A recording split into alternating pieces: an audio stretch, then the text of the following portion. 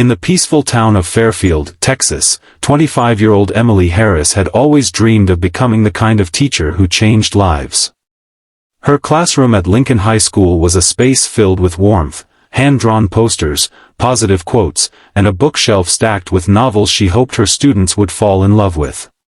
But behind her optimism lay a constant struggle.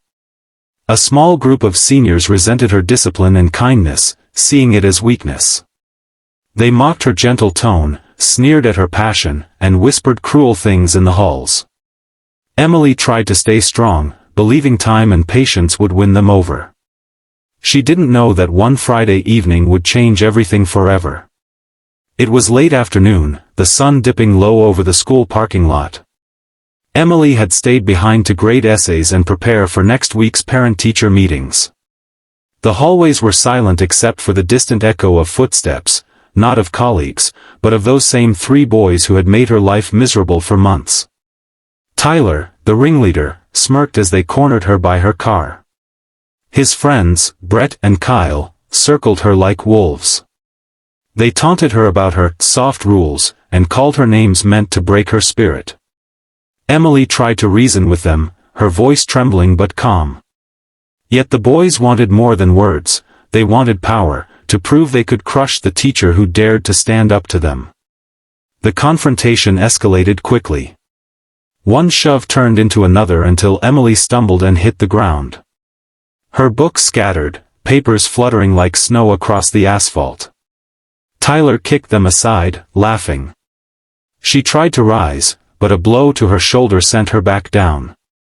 The last thing she saw was a blur of movement and a flash of pain before her head struck the pavement. The laughter stopped when they realized she wasn't moving. Panic replaced arrogance, but before they could flee, headlights flared across the lot. The sound of heavy boots echoed, and a deep voice barked, "Step away from her."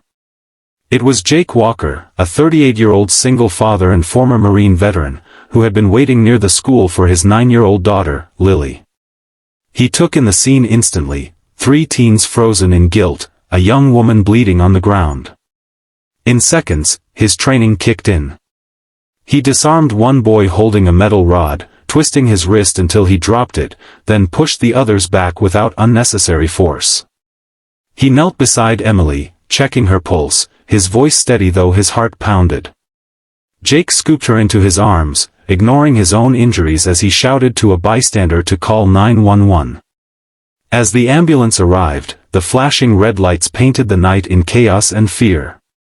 Teachers who had returned for forgotten papers stood in shock as paramedics lifted Emily onto a stretcher. Jake's shirt was soaked in blood, not his own. The police took statements, arrested the boys, and led them away in silence. Jake stayed behind, his daughter holding his hand tightly, her wide eyes filled with questions he couldn't yet answer. Emily was rushed to the county hospital, unconscious and fragile. The next morning, the news spread like wildfire, a beloved teacher attacked by her own students, now in a coma, and a single-dad veteran hailed as the unexpected hero who had saved her life. The news of the attack shattered Margaret Harris, Emily's mother. A respected attorney in Dallas, she dropped everything and drove through the night to reach the hospital. When she saw her daughter lying motionless, tubes and machines keeping her alive, something inside her broke. Emily's soft brown hair was matted with dried blood, her skin pale against the white sheets. Margaret took her hand and whispered promises, that she would not rest until justice was done. The doctors spoke cautiously, saying Emily's condition was critical but stable. Margaret nodded silently, but her eyes burned with fury. She wasn't just a grieving mother now, she was a force ready to burn down a corrupt system that had failed her child. The next morning, Margaret visited the school. Police tape still surrounded the parking lot, and news reporters hovered nearby. Inside the principal's office, she faced the administrators, the same people who had ignored Emily's reports of harassment. They shifted uncomfortably under her gaze. Margaret's calm voice carried more weight than shouting ever could. "You knew my daughter was being bullied," she said, "and you did nothing." Her words struck like bullets. By afternoon, she filed a civil lawsuit against the school district, demanding accountability for their negligence and lack of student supervision.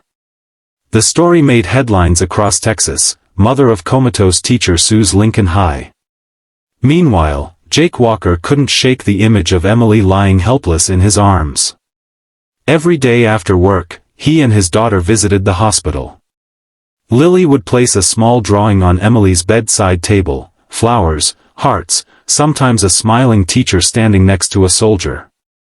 Jake sat quietly, reading from Emily's favorite books he found through her friends at school. He didn't know why, but he felt connected to her, as if fate had led him there that night for a reason. Days turned into weeks, and hope began to fade. Yet Jake never stopped coming. Even the nurses started calling him the guardian. 3 weeks later, a miracle happened. One morning, as Jake was reading softly by her bedside, Emily's fingers twitched. He froze, calling for the nurse. Slowly, her eyes opened, filled with confusion and fear. When she saw him, she tried to speak, her voice barely a whisper, "Thank you." Tears welled in Jake's eyes as relief washed over him.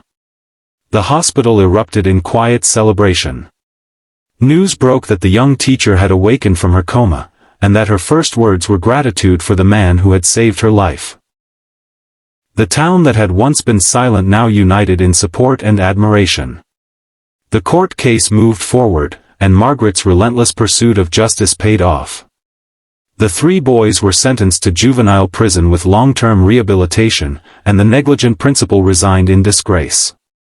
Lincoln High underwent a complete transformation, new leadership, strict anti-bullying programs, and memorial scholarships in Emily's name for students showing kindness and courage.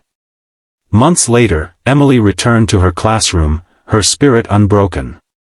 Jake and Lily stood in the back row on her first day, smiling proudly. What had begun as a story of violence and pain ended as one of redemption, love, and the unstoppable strength of compassion and justice.